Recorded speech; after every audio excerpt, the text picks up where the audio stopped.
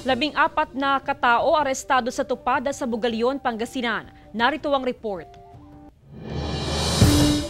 Timbog ang 14 na katao matapos mahuli sa aktong nagsasabong sa Barangay Umanday, Bugalyon, Pangasinan. Ayon sa pulisya, lumabag din sa health and safety protocols ang mga nahuli. Nakatakas ang iba pa. Nakumpiska sa operasyon ng 4 na panabong na manok, 2 patay na manok, 4 na piraso ng tari at 16,450 pesos na pusta. Nakonfirm naman po na meron talagang nagsasabong na may crowded na tipo, maraming tao, nagsisigawan ng meron wala. So nakonfirm namin na meron talagang Tupada.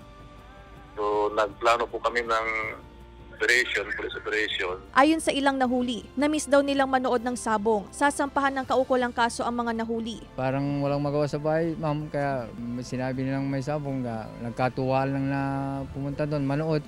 Break time, merinda kami doon sa kasi may nagbibinta ng merinda. Hindi namin alam yung may huli pala. Iniimbestigahan pa kung sino ang may-ari ng tupadahan.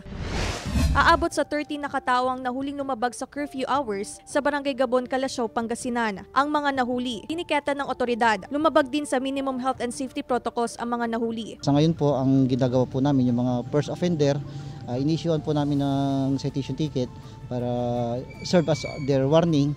Pero pag sa pangalawang pagkakataon, nahuli na naman po namin sila, amin na po silang kakasuhan.